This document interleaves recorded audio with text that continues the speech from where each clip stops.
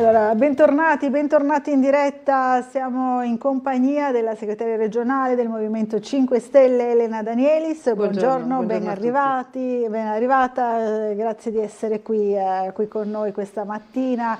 Stavamo così parlando, un po' chiacchierando fuori onda delle notizie un po', no, della giornata, e stavamo anche leggendo alcune delle mail che ci avete inviato. Ne leggiamo subito qualcuna, Danielis. Allora, buongiorno, ci scrive il signor Gianni, dice all'ospite: ascoltandola da fedele ascoltatore Sveglia Trieste, sono allarmato da quello che succede nella nostra città. Insomma, si riferisce alla rissa tra sembra spacciatori di stupefacenti, bande di cittadini provenienti dall'Afghanistan e dal Pakistan. Questo è successo insomma ieri sera. Sono allarmato, dice Gianni, oggi che i miei anni non mi permettono di potermi difendere da eventuali brutti incontri, evito di scendere in centro dove succedono delle cose che nemmeno la più perfida fantasia poteva immaginare. Sembra che il male oggi sia la cabinovia, si dibatte sempre su questo tema, la mia anagrafe fa sì che mai potrò usufruirne, insomma eventualmente. Ascoltando i dibattiti dei favorevoli e dei contrari, i favorevoli affermano che risolverà almeno in parte il problema del traffico dell'altopiano, gli altri invece che moltiplicheranno i disagi. Mi ritorna in mente Manzoni che faceva dire ai bravi: questo matrimonio non sa da fare, ma alla fine viene celebrato. Succederà così con la cabinovia? Riflette Gianni, questa è la sua domanda. Ci sono due temi, uno è quello della sicurezza. Della sicurezza, infatti. Sul quale c'è poco da dire, cioè, nel senso, è vero, anche se non è così drammatica. Io sono andata in centro ieri, l'altra settimana, lavoro in centro e non so se è fortuna mia, ma non ho mai visto una rissa. E, forse orari e luoghi non coincidono, ma certo, però, non la vivo in maniera così drammatica. Certo che c'è un problema di sicurezza ed è un problema di sicurezza che le forze politiche al governo della nazione, della regione e del comune si erano impegnate a risolvere e evidentemente non ci riescono. E va capito come gestire, quali sono le leve per. Le leve repressive funzionano fino a un certo punto. Questo è il mio pensiero. Dopodiché, sulla sicurezza dovete rivolgervi a chi dovrebbe risolvere e ci fa le campagne elettorali. Invece, riguardo alla cabinovia, lì il discorso è più complesso. Nasce per risolvere il problema del traffico, nasce per risolvere il problema dell'accesso nord alla città. Ma è un progetto infausto perché carte alla mano, e ci riferiamo ai calcoli fatti peraltro dal compiantissimo ex rettore dell'università, ciò non avverrà. No, non risolverà né il problema del traffico né quello dell'inquinamento. In più, per essere realizzata, crea tutta una serie di problemi, in primis il motivo per cui sono stati persi i fondi del PNRR, cosa che io vado dicendo da 3 anni. Tu non puoi usare quei fondi per realizzare un'opera che passa in mezzo a un'area protetta. Non si può fare, ma per le regole fondanti del PNRR. Ed è ridicolo farlo. Noi in questa fase storica, cambiamento climatico, inquinamento, eccetera, siamo chiamati a tutelare il più possibile le nostre aree verdi, particolarmente se così peculiari e preziose come Bosco Bovedo, no? E non distruggerle. E invece stiamo continuando a distruggere aree verdi. Dopodiché c'è un fatto economico. Gli impianti a fune costano non tanto per la loro realizzazione quanto per la loro gestione e manutenzione. Questi costi su chi ricadono? Sul comune, per forza. E quindi abbiamo un problema economico, un problema ambientale. Diventa cosa? Una giostra per turisti? Cos'è? a cosa ci serve? Abbiamo appena riavuto il tram, ok? Abbiamo appena riavuto il tram dopo 8 anni di sofferenza. Il tram fa lo stesso percorso, porta nello stesso posto. E quindi vogliamo usare il tram? Moltiplichiamo i percorsi, la frequenza del tram e allarghiamo i parcheggi a Opicina. Il risultato è quasi lo stesso, la spesa è infinitamente minore, l'impatto ambientale anche. E quindi questo, per cui sì, il problema è che riscontro spesso nei rapporti con queste giunte è che per loro esiste il progetto. Invece, dato un problema, solitamente ci sono n soluzioni che uno può esplorare per capire qual è la migliore. Quella che ha il rapporto costi-benefici più efficiente, no? E invece sembra che siamo spinti verso un'eccessiva semplificazione e polarizzazione. Questo è il progetto, sì o no? Quello si fa. Sul fatto che si possa fare, è vero, sono andati persi i fondi del PNRR e per il momento non risulta che ci siano stanziati fondi di nessun genere per il completamento dell'opera. Proprio il senatore Patuanelli l'ha detto poco fa, ma lo sapevamo perché ce l'aveva detto, me l'aveva detto al telefono, guarda che sul bilancio non ci sono. Non ci sono i soldi. Non ci sono. Allora, però l'asse comune, regione e nazione fa sì che non sia impossibile che questi soldi saltino fuori da qualche parte, perché evidentemente se c'è l'interesse politico i soldi si trovano, come sempre. È chiaro, quindi questo è un po' il nodo, non l'unico, no? Insomma abbiamo parlato di più nodi relativi proprio alla cabinovia. Allora, una telefonata, pronto, buongiorno, chi è in linea con noi? Ecco Giuseppe, facciamo una cosa veloce. Allora, diciamo 3 temi, no? Buongiorno. Primo diciamo la sicurezza. La sicurezza non è un discorso da dire ma andate a parlare con quelli che sono al governo. Qui c'è poco da fare. C'è una guerra, perché c'è una guerra, vediamo a Bologna, vediamo a Roma, vediamo la guerra tra bande a Trieste e nelle guerre si dimenticano gli aspetti politici. Qual è il motivo che succede questo? Abbiamo fatto entrare gli immigranti, ok, adesso non li possiamo andare a casa perché sono di seconda generazione, sono italiani, per cui cerchiamo di non continuare a spingere la patata bollente dall'altra parte. Il governo Conte è stato a potere 2 legislature, non è che ha fatto molto, comunque questo è un argomento, c'è una situazione di guerra, dobbiamo risolverlo con quegli strumenti lì. Altra cosa, tema cabinovia, fate un referendum. Fate un referendum, vedete che un referendum lo risolviamo, facciamo un referendum. Terzo argomento, poi chiudo, no, fate il referendum, no? Cioè non ho capito perché non vi organizzate a sinistra, a destra, perché sono sicuro che tutti i cittadini di Trieste sarebbero disposti a firmare per un referendum. Il referendum era stato proposto ma è stato bocciato. Aspettavo che finisse per dirglielo. No, è stato proposto.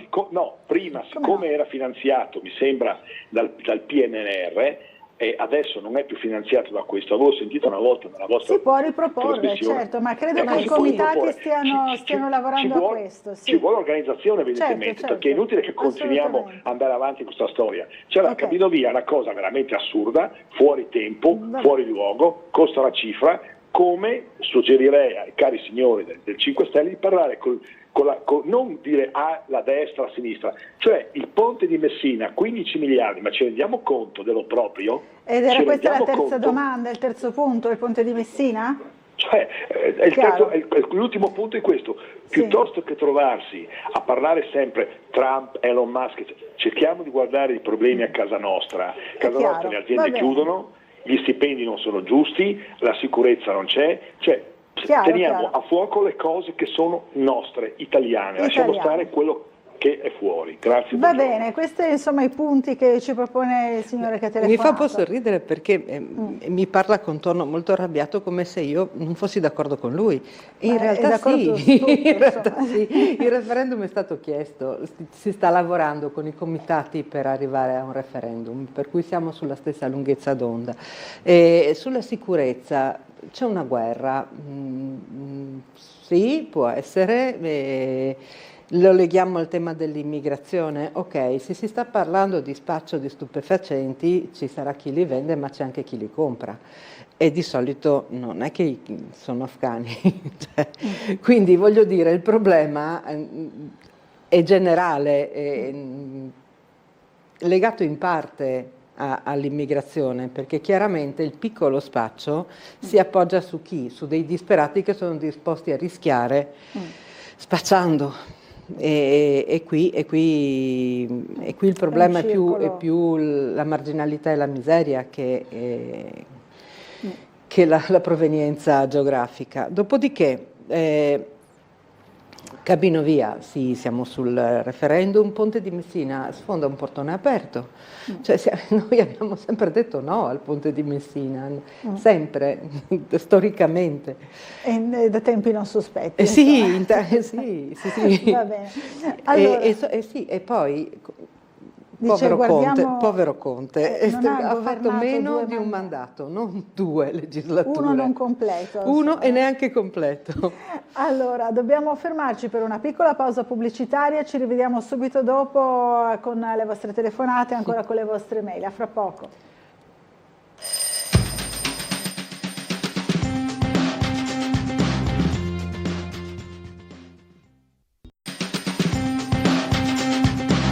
Bentornati in diretta, ancora in compagnia di Elena Danielis, segretaria regionale del Movimento 5 Stelle. Allora, so che c'è una telefonata, credo in attesa già da prima. Pronto? Buongiorno? C'è qualcuno in linea? No, è caduta la linea. C'è invece la mail di Andrea che dice: sulla questione climatica, di cui si parlava anche molto prima perché c'era l'assessore regionale all'ambiente, credo sia utile ricordare che stiamo consumando suolo e risorse ambientali in modo forsennato. La Cina sta comprando in tal senso intere nazioni africane, ci dice Andrea. Insomma, è vero, no? È una questione...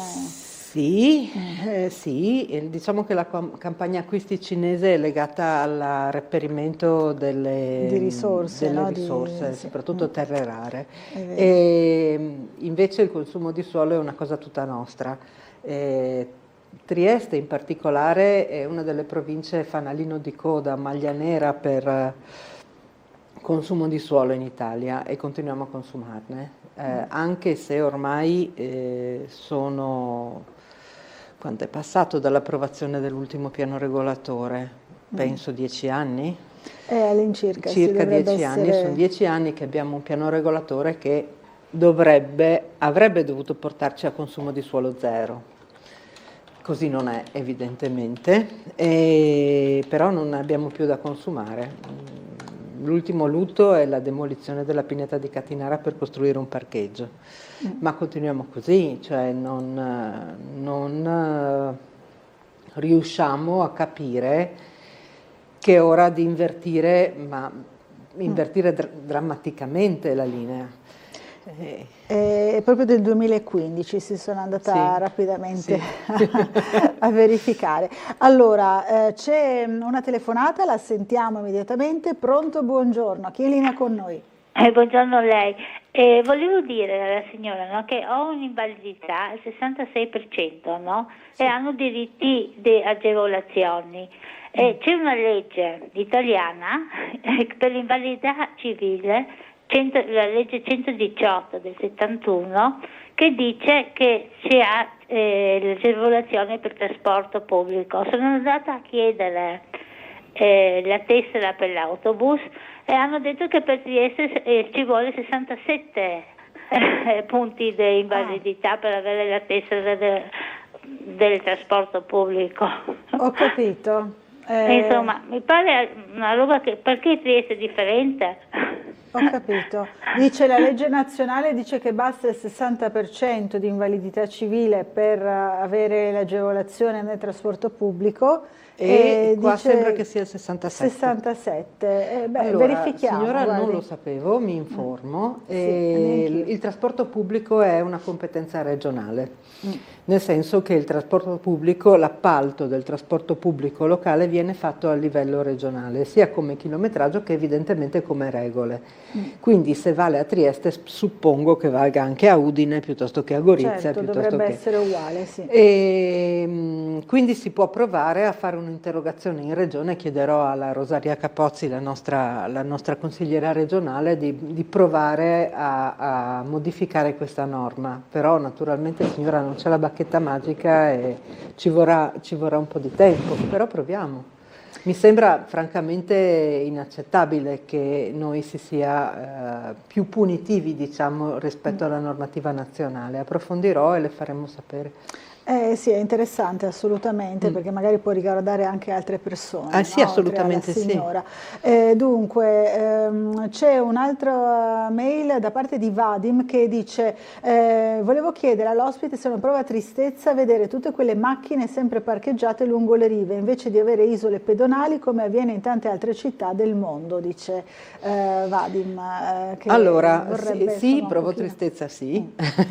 E l'orografia di Trieste fa sì che sia difficile evitare il traffico in centro. Noi non siamo una città che ha corona intorno al centro, no? Siamo una città schiacciata sul mare. Quindi è un po' complesso. Negli anni sono state prospettate n soluzioni possibili. L'obiettivo sarebbe quello di riuscire a pedonalizzare le rive, il problema è l'attraversamento della città. Senza le rive diventa complesso passare da una parte all'altra della città.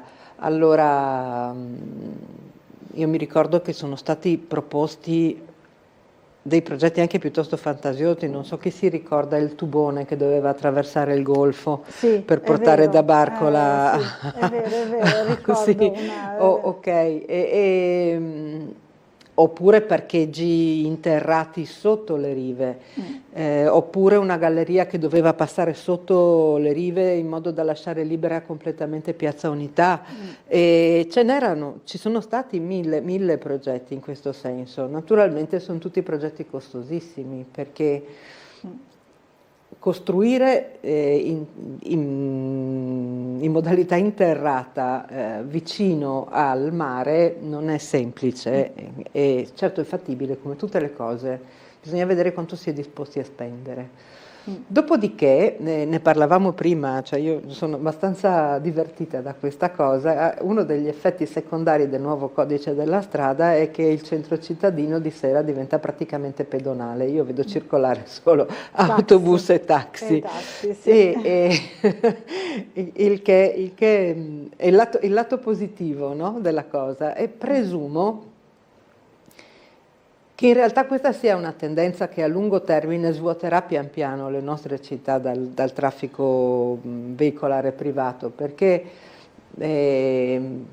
stiamo andando in una direzione in cui diventerà sempre più preponderante un altro tipo di trasporto, vuoi pubblico, ma vuoi anche diverso, con macchine automatiche, macchine in abbonamento, c'è tutta una serie di macchine in condivisione, tutta una serie di soluzioni che ci porteranno a risparmiare sull'utilizzo della macchina privata e ottimizzarne l'uso proprio. È chiaro, sì. E quindi sì, è una prospettiva a lunghissimo termine, si parla da qua a 20 anni, però presumo che questa sia la tendenza e avremo sempre meno bisogno della macchina privata, ecco. Ecco, c'è proprio oggi sul Piccolo tutta questa analisi sul peso del traffico sulla vita dei triestini e cosa che balza all'occhio. In questa fase è pesante. È pesante. L'anno scorso perdute 25 ore in coda, quindi calcolato credo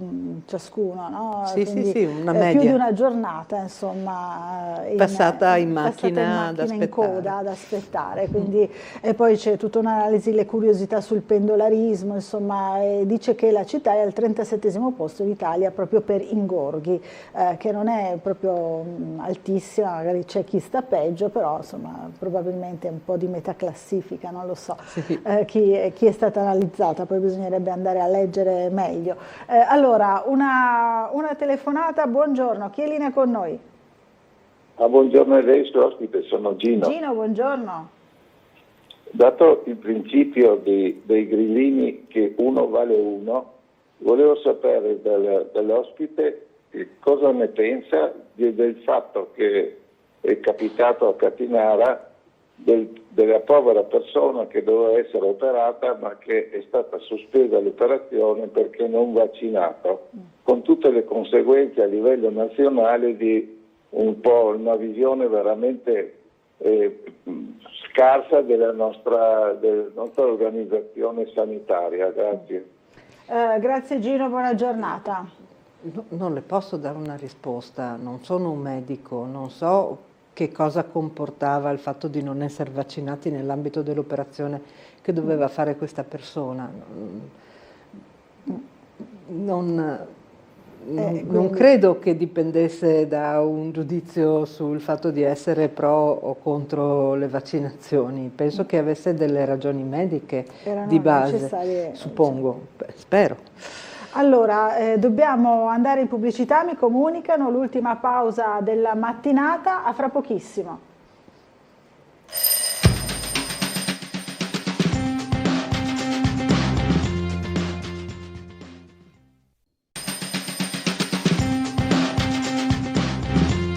Bentornati in diretta qui a Sveglia Trieste, ancora in compagnia di Elena Danielis che sta dialogando con voi telespettatori, ci sono varie telefonate, varie mail, dunque ci scrive Risse in città, ancora torna su questo tema Vito, Trieste è cambiata tanto, nessuno se ne accorge, come sempre dovrà succedere qualcosa di grave, di molto grave per pensare di fare qualcosa, sono preoccupato il signor Vito, non so cosa si aspetta per fare qualcosa, invece di andare a Roma a chiedere i soldi per l'inutile cabinovia si vada a chiedere di fare leggi più severe, questo ritiene il nostro telespettatore, insomma. Io credo che le leggi ci siano, il problema è farle rispettare, più che leggi servono operatori a tutti i livelli, non solo polizia e forze dell'ordine, no? Servono operatori, serve avere il polso della situazione anche sociale della città. E qua è complesso perché la soluzione al problema della mancata sicurezza è una soluzione complessa. E se noi vogliamo andare verso la soluzione, lo dico spesso, qua bisogna investire, ma investire tanto. Perché prima dicevo e ho accennato al fatto che è vero che ci sono, che alcune comunità etniche, afghani e pakistani in particolare, sono coinvolti nel piccolo spaccio, ma sono la manovalanza. E c'è un livello superiore che è dato dai racket, che tipicamente non sono afghani e pakistani, e poi c'è un livello inferiore dato dagli acquirenti, che anche in quel caso non sono afghani e pakistani, è un sistema. Se tu devi affrontare il sistema, hai bisogno di affrontarlo con diversi strumenti. E non è cambiare le leggi o renderle più drastiche che risolverà il nostro problema di sicurezza. È l'approccio. È proprio l'approccio. Allora, prima la signora Nivea aveva telefonato dicendo la regione mette in campo magari tanti bonus per mettere il fotovoltaico oppure per i motori delle barche, insomma lei lamentava invece l'assenza di aiuti concreti alle famiglie in difficoltà, alle persone in difficoltà con il carovita, con sì e no.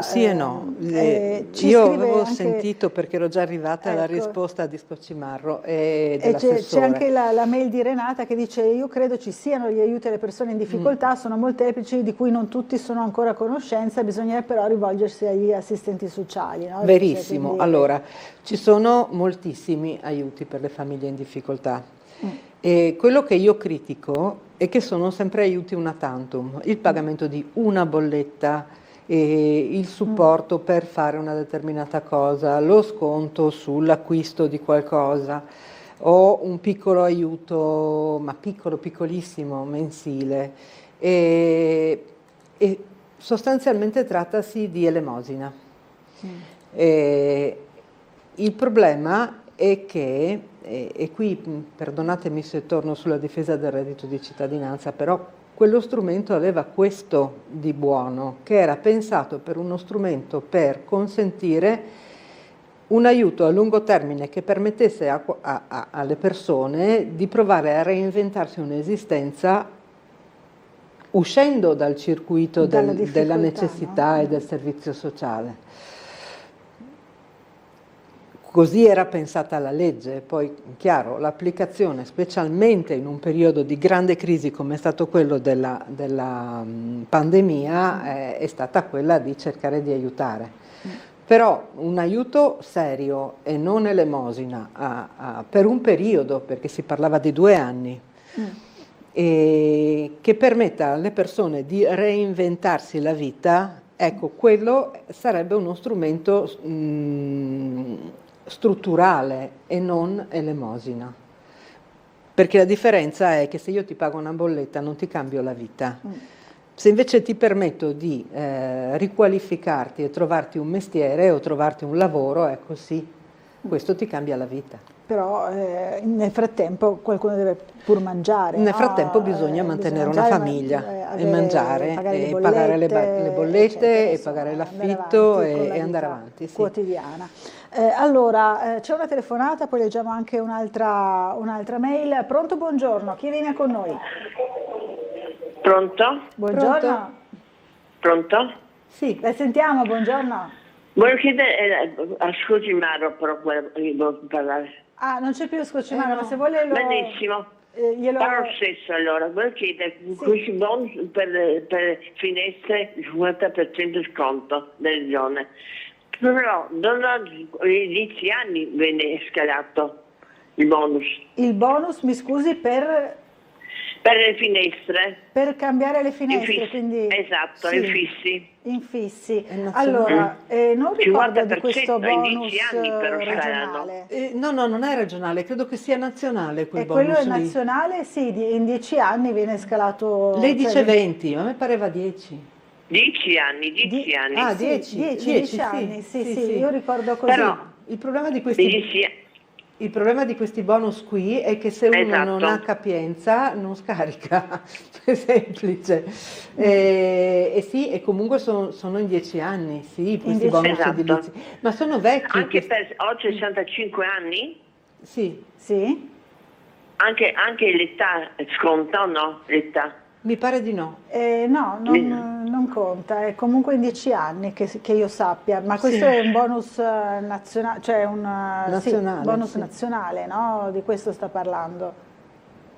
Sì, viene scalato dalle tasse. Sì. Dalle tasse, quando si fa appunto la dichiarazione dei redditi, viene appunto scalato dalle tasse nella durata di 10 anni, esatto. Voleva sapere qualcos'altro la signora che ha telefonato, non so se è ancora in linea, no, credo sia caduta la linea. È vero, il problema di questi bonus è che poi uno deve aspettare appunto 10 anni per avere il rientro scala dalle tasse del 10 anni, 50% appunto di quello che ha pagato, no? Quindi forse probabilmente lamentava la durata troppo elevata, non lo so. Sì, del resto, allora, sono tutti bonus che si appoggiano sul fisco, insomma, no? Quello che permetteva di avere uno sconto immediato, il classico sconto in fattura, era la circolazione del credito, no? Sì. La circolazione del credito d'imposta. Nel momento in cui tu questo credito che hai maturato lo puoi cedere a un altro, ecco che il beneficio è immediato. Ecco, sì. E se però non si applica questo meccanismo è ovvio che il credito va spalmato dal singolo sulla propria dichiarazione dei redditi per 10 anni. E quindi dipende anche appunto dalla capienza, no? Come esatto, diceva prima. Se uno non ha capienza, nel senso che non guadagna abbastanza per pagare tante tasse per poter scaricare da queste il bonus, finisce che non ce l'ha. Che non ha il beneficio. Allora, ci scrive Paolo, forse che la scarsità di traffico serale è dovuta più alla situazione della sicurezza personale che al nuovo codice della strada? Questa è l'ipotesi, insomma, di Paolo. Insomma, è stato così coincidente con l'avvio del codice della strada che viene difficile immaginare un'altra motivazione. No? Io ho visto moltissimi taxi in giro e poche macchine private nelle sere successive all'entrata in vigore del codice. Anche questo si lega insomma un po' alle abitudini, no? Sì, alle abitudini di noi del nord-est. Del nord-est, diciamo così. Allora, pronto, buongiorno, chi è in linea con noi? Sì, buongiorno, sono Dino. Senta, buongiorno. Io volevo riprendere un attimo diciamo sul bonus che parlava la signora Nives, anche sugli aiuti diciamo in generale. Sì. Ma io voglio fare soltanto questo presente, che con questo governo, con l'aumento del costo della vita, le pensioni hanno perso non il 3, il 5% come dicono loro, ma purtroppo, questa è la cifra di Metra che aveva fatto il calcolo, è il 28%. Questo significa che se uno prendeva 1.000 euro nel 2015, perché qua questo si parla del 2015, oggi quando ritira qui 1.000 euro equivalgono a 780 euro. Allora io chiedo a questo governo Meloni, che ha risparmiato 37 miliardi sulla mancata indecisazione delle paghe e delle pensioni, sul costo della vita, come mai queste signore? Perché qua quelli che parlano tante volte non è che parlano apertamente, parlano politicamente e di parte. Allora io inviterei tutti i cittadini a guardare quando vanno in negozio, quando vanno a comprare i medicinali, quando chiedono per andare a fare una visita medica che devono tirare fuori i soldi dalla tasca, quando il figlio va dal papà e gli chiede i soldi per pagare la rata della scuola perché non ce li ha. Basta vedere il giornale di oggi, il Messaggero o il Gazzettino a Udine. I Friuli Venezia Giulia sono anche quelli che lavorano, sono i più poveri d'Italia. Allora poveri. Io mi chiedo, ma dove vedono questa chimera, questo paese delle favole che siamo? Stiamo andando, come ha detto il vescovo anche Trevisi, a un aumento della povertà, della siccità. L'altra settimana mi ha chiamato una signora dell'ospedale, l'hanno invitata ad andare a via del pronto soccorso perché c'erano 60 persone in fila e non riuscivano a visitarla. Ma dove siamo arrivati? E Federica aveva fatto una campagna elettorale giustamente contro la Serracchiani, però ha peggiorato le cose da 1100 volte di più di quello che ha fatto il PD con la Serracchiani, perché all'epoca, al limite, si poteva fare la visita specialistica, nessuno ti mandava via, avevi l'oculista, avevi tutto. Oggi non hai nulla. Cioè quest'anno, col 1° di gennaio, vogliono fare le case, quelle private, per sopperire il pronto soccorso. Guarda, sarà tutto a pagamento. Ma la gente, i cittadini si stanno rendendo conto di chi abbiamo al governo. Questo è il problema. Questo è un grosso problema per la città, perché se appunto con le pensioni non riesci a finire il mese, questo significa che questi qua stanno operando con la legge del Covid. Diamo la precedenza ai giovani e quelli vecchi li lasciamo andare, devono morire. Ma perché? Perché vogliono incominciare a zerare il debito pubblico di questo paese. Ma non è giusto, perché i vecchi hanno contribuito a fare questo paese la quinta potenza del mondo. Capito. Ma ragazzi, io penso ai signori che sono a casa, indifferentemente bianchi, rossi e verdi, ma guardate la realtà dei fatti o no? Grazie Dino, questa è la sua protesta, insomma, è la sua preoccupazione. È innegabile l'allarme sul fatto che in Italia gli stipendi non crescono da 30 anni, in compenso l'inflazione sì, è un allarme non di oggi. Il fatto che la forbice tra ricchi e poveri si stia divaricando in modo esagerato è un allarme non recente. Sul fatto che in Italia i lavoratori poveri siano una parte non secondaria della popolazione è altrettanto vero. Sul fatto che i nostri stipendi non crescono, in compenso le spese sì, è evidente a tutti, quelli che pagano le bollette e che fanno la spesa.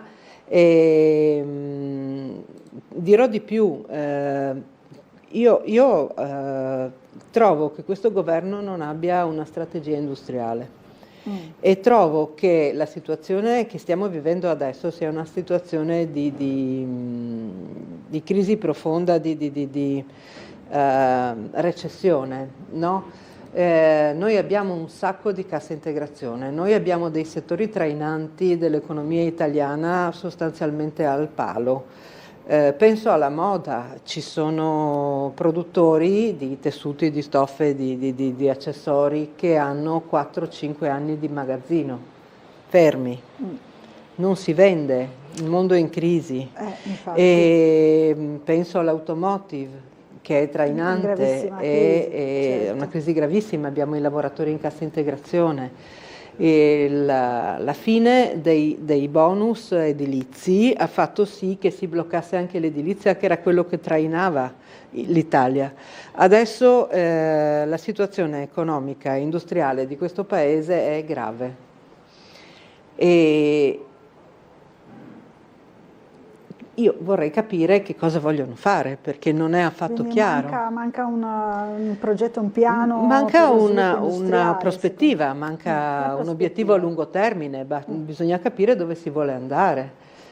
Vogliamo convertire tutto all'elettrico? Ha un costo anche ambientale, non nascondiamocelo, perché l'elettrico funziona con le batterie. E quindi comunque in ogni caso... Ci sono degli esperimenti bellissimi che vedono l'utilizzo del sale nelle batterie al posto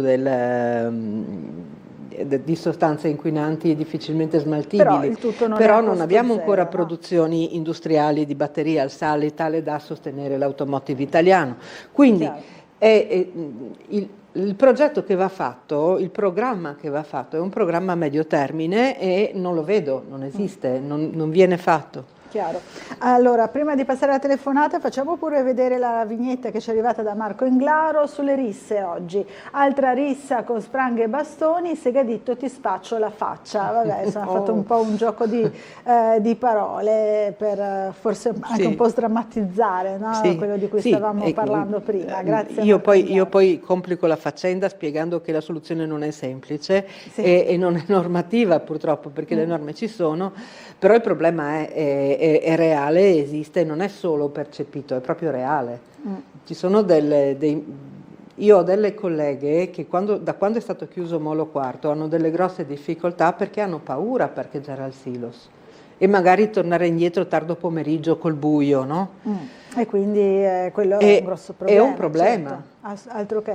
A proposito di parcheggi, c'è anche oggi l'articolo sul parcheggio all'ex Tripkovic, il piazzale che è rimasto dopo l'abbattimento. Sostituire un teatro con un parcheggio è un'ottima cosa. Era un po' quello che non si desiderava, insomma, però sembra avere successo ovviamente. Per forza, perché senza Molo Quarto le persone dove le mettono? E infatti si dice qua sul giornale: parcheggio ex Tripkovic, le mosse per una proroga ma con l'ostacolo dei costi, perché la concessione scadrà alla fine di questo mese e il presidente Paoletti chiede per Confcommercio, dice servono aiuti per proseguire, dice Paoletti. Insomma, vedremo cosa succederà appunto di quest'area. Si era detto che sarebbe durato un paio di mesi per Natale e poi per i momenti immediatamente successivi. Sì. Staremo a vedere. Allora, c'è una telefonata. Pronto? Buongiorno, chi è in linea con noi? Sì, buongiorno, sono Fulvio. Fulvio, buongiorno. Buongiorno. Allora, io voglio intervenire un po' sugli stipendi minimi, no? Sì. Che tanto a sinistra, i 5 Stelle e compagni dicono sì, bisogna alzare gli stipendi. Allora gli stipendi, io lavoro in una fabbrica, gli stipendi vengono contrattati ogni 2 o 3 anni dagli sindacati, quelli che vanno in piazza ogni settimana a dire che il governo non vuole, non qua, non là. Quindi i signori dei sindacati si mettono al tavolo, si mettono la mano sul cuore e non abbassino loro stessi i contratti e gli stipendi durante le contrattazioni con gli imprenditori, prima di tutto.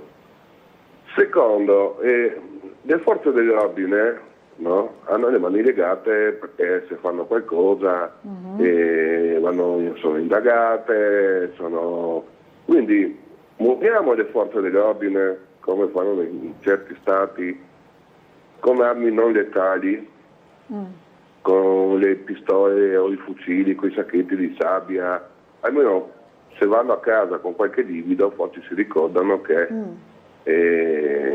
qualcosa di male hanno fatto, no? Quindi non è che dobbiamo sempre proteggere questi qua che fanno risse in giro e dobbiamo condannare i nostri poliziotti, i nostri carabinieri che fanno il loro lavoro e se sparano vengono subito quindi fatti vedere come diavoli la dotazione perché hanno sparato di armi non letali. Giornata. Ho capito, grazie Fulvio, questa insomma l'idea di Fulvio. Io l'idea di sparare sono sempre un po' contraria, chiunque spari. La proposta di dotare le forze dell'ordine di armi non letali è sempre in discussione, no? C'è stato un periodo che anche la polizia locale doveva essere attrezzata con dei taser, no? Sì, però poi non se n'è fatto nulla, non mi ricordo esattamente perché. Credo che anche il taser sia un'arma che può avere effetti letali in determinate condizioni. Per carità sì, invece tornando alla contrattazione collettiva, sì, però faccio presente che in quest'ultimo anno anche i sindacati si sono uniti a noi, 5 Stelle e ad altre forze del centro-sinistra per chiedere che venga fissato un tetto minimo per i salari. Perché la contrattazione collettiva ha perso forza in questi ultimi decenni e l'ingresso di determinati contratti, faccio riferimento in particolare al contratto multiservizi, ha deteriorato la condizione dei diritti dei lavoratori. È una stagione abbastanza complessa anche per i sindacati, ma io vedo segnali di rinascita, di voglia di ricominciare a prendere in mano la contrattazione e fare un lavoro più tutelativo nei confronti dei diritti dei lavoratori meno protetti, ecco, meno strutturati. Chiaro. È vero, è un momento delicato, ha detto bene, però è un momento in realtà positivo in questo senso, perché è di recupero. Sono abbastanza d'accordo con il signore che ha chiamato poco fa, e aggiungo solo che questo percorso è partito e siamo tutti d'accordo che, come la stragrande maggioranza degli altri paesi europei, è ora che anche l'Italia si doti di un tetto minimo sotto il quale non è possibile scendere, a prescindere dal contratto. Chiarissimo. Allora, una telefonata. Pronto, buongiorno. Chi è in linea con noi? Buongiorno. Sono Luisa. Luisa, buongiorno. Buongiorno. Eccola, buongiorno. Adesso sono tornata che devo portare il cagnetto a fare il giretto. Ecco, l'ascolti, mi abito là dove che brucia le macchine, no? Ah, ok. Metastasio, abito vicino, proprio staccato. Bruciate 2 macchine, una roba. Alla mattina mi alzo, devo passeggiare, come ho visto queste macchine mi è venuto quasi un infarto, una cosa vergognosa, ma non potremo vivere così. impaurami col posto macchina, con le telecamere, ringrazio Dio, ma la gente magari che ha figli, che ha 2 macchine, la lascia fuori. Mi mettevi in un colpo quando ho visto sta roba, e per di più questi poveri poliziotti carabinieri che i dalignate quando c'è queste grandi manifestazioni, quei poveri che lavorano col freddo, col caldo, di notte per un bianco o un nero. Mio figlio che ha fatto carabiniere ausiliario, parlo di tanti anni fa, a Monfalcone, sono felice che non sia andato avanti, sono felice. Poi mia nuora l'ha tutto militare in casa, mia nuora, la moglie di mio figlio, e il papà generale dei carabinieri, però è in pensione, un fratello è il dottore dell'esercito e un altro è lo stracolonnello dei elicotteristi e la psicologa, tutti là così che li adoro, la polizia, i carabinieri, tutti, ma tutti non si devi fare queste cose. Veramente siamo tutti, mi ho paura, la sera non vado neanche alle 8 fuori. Mi le scovate e li porto alla 1:30 pomeriggio, non la sera. Non potremo vivere così. Adesso abbiamo paura noi qua, che siamo a Stagio. Un motorino bruciato l'altro giorno e sotto qua una via che ha sbusato tutte le gomme. Ma dove siamo arrivati? Guarda, mi sarò anziana, ma i miei tempi era una bellissima zona e pace. Si stava tranquilli, insomma. Chiarissimo, signora Luisa, grazie di aver telefonato, è sempre molto accurata, insomma, nelle sue telefonate la signora Luisa, che esprime una preoccupazione. La cosa che fa male effettivamente è che le persone siano così spaventate da limitare la propria vita e non uscire di casa perché temono di subire sopraffazioni, violenze, eccetera. Non tutti, io per esempio no, ma però immagino che se uno ha una certa età si sente fragile, si sente esposto. Esatto. E questo è l'aspetto peggiore. È vero, infatti, questo sicuramente è l'aspetto peggiore. Si riferiva alla signora Luisa, l'abbiamo visto anche sul giornale, insomma, questi incendi dolosi. Sembra che gli investigatori siano sulle tracce, insomma, del responsabile di questi episodi. Poi ce ne sono stati altri in passato, in qualche caso è uscito fuori il nome, in altri no, insomma. Mi ricordo che un paio d'anni fa c'erano danneggiamenti sulle auto nella zona di salita promontorio, no? Sì, un periodo. È vero, anche in questa zona danneggiamenti non venivano bruciate, però venivano rotti gli specchietti, vetri, graffiate, graffiate, bucate le gomme. C'era anche questo. Allora, pronto, buongiorno, l'ultima telefonata della giornata. Sono Silvia. Silvia, buongiorno. Buongiorno. Buongiorno anche alla sua ospite. Io volevo semplicemente dire questo, che le forze, io ho anche in famiglia forze dell'ordine, il marito, il figlio ho avuto, cioè voglio dire, io non li adoro e non li detesto, sono delle persone che hanno scelto quella strada, che hanno fatto chi più chi meno con un grandissimo senso del dovere il loro servizio allo Stato, ma io ho questa cosa in testa e ne sono molto sicura.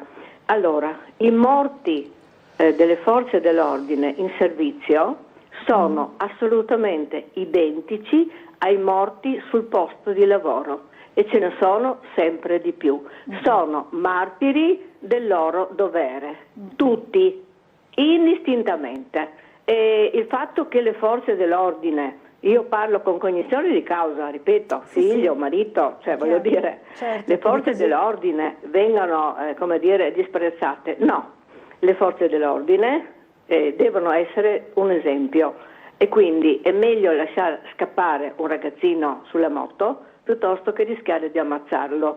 Mio marito ha sempre ragionato così, mio figlio uguale e sono molto orgogliosa sia di mio marito che di mio figlio perché intanto qui in casa non è mai entrata un'arma, mio marito non ha mai, e pensi che era armaiolo, non ha mai avuto il culto dell'arma in sé come strumento di morte, no? Chiaro. E quindi era un tecnico, in casa non è mai, io non ho mai visto una pistola, mai.